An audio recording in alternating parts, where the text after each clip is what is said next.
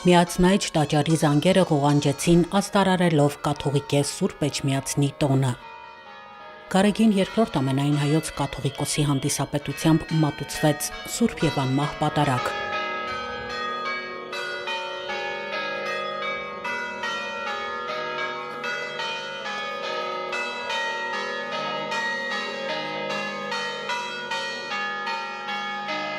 Պատարագիչն էր Զաքարիա եպիսկոպոս Բաղումյանը։ Սրբազան արարողությանը ներկա էին թեմակալ առաջնորդներ, մայրաթոռի տարբեր կառույցներում պաշտոնավարող հոգևորականներ, Հայաստանի եւ Սփյուռքի տարբեր համայնքներից ժամանած ուխտավորներ, զբոսաշրջիկներ։ Խոր վիրապում բանտարկությունից դուրս գալուց հետո Սուրբ Գրիգոր Լուսավորիչը տեսիլք է ունենում։ Հրաշափառ լույսով ողողված միածինն իջնում է երկնքից եւ ոսկե ուռով հարվածում Սանդարամետի գետնափոր Մեհյանին, ցույց տալով Սուրբ տաճարի կառուցման վայրը։ Լուսավորիչն իր տեսիլքը Տրթատ թագավորին է պատմում եւ արքայի հովանավորությամբ կառուցվում է Սուրբ Էջմիածնի Աստվածածնին նվիրված կաթողիկե մայր տաճարը, Քրիստոսի իջման տեղում էլ իջման Սուրբ սեղանը։ Դարերի ընթացքում մայր տաճարը քարեղեն շինությունից վերածվել է առաքելության, աննկուն ոգու եւ զորեղ կամքի, առաջնորդելով մեր ազգին, նշեց պատարագիչ եպիսկոպոսը։ Սիրելի հավատացյալներ,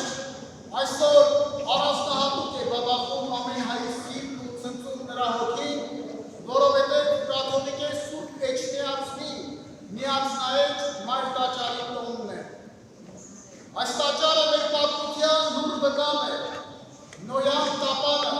ազգային քրիստոնեական ինքնությունը, ազգապահպանության վերողանը։ Միացնայչ տաճարի կառուցման պատմության, հոգևոր ու ազգային առաքելության մասին հավատացյալներին պատմում են եկեղեցու սպասավորները հայրենիքում ու Սփյուռքում։ 20 տարի է ծառայում եմ հայրենիքից դուրս եւ ուխտ ունեի Արարատյան շաբաթը անցկացնել իմ հայրենիքում իմ ձեռնադրության 20-ամյակի լրանալուց հետո եւ իմ ուխտագնացության մասին, անձնական ուխտագնացության մասին տեղյակ պահեցի իմ ծուխին եւ իմ ծուխից շատերը ցանկություն հայտնեցին Արարատյան շաբաթվա ընթացքում լինել մեր հայրենիքում եւ մասնակցել այդ սուրբ պատարագներին,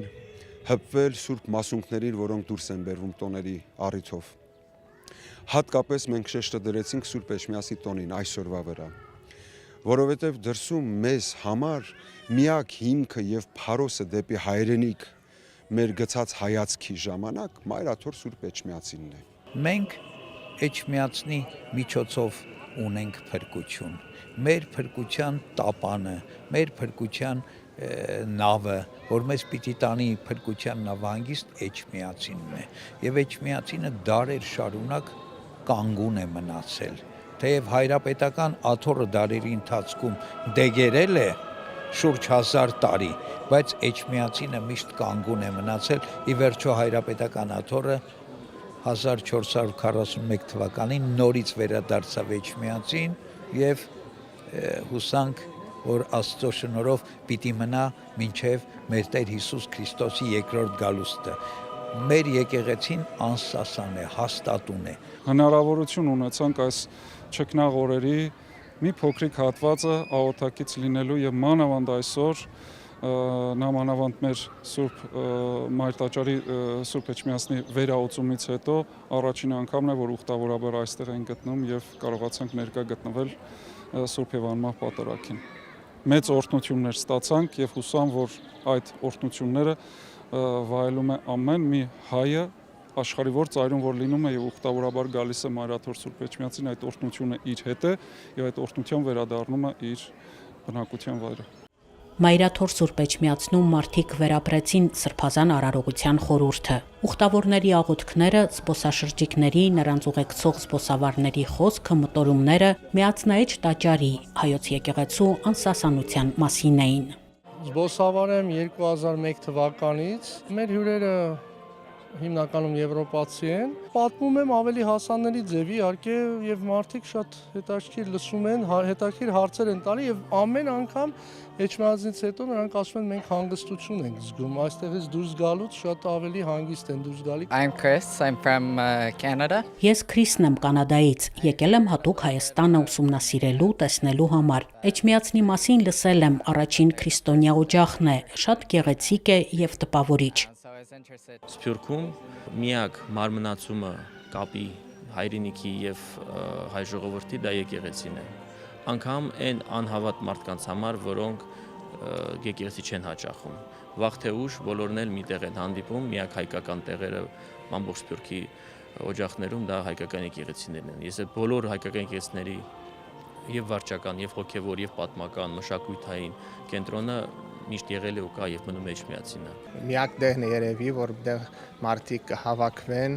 միասնապար աղոտ կբարձրացնեն առաստված եւ իմ համար այստեղ սրբավայր է։ Ես ամեն անգամ որ գալիս եմ, ինքս ավելի Աստծո մոտ եմ զգում, իմ ընտանիքս իրենց ուրախ են զգում։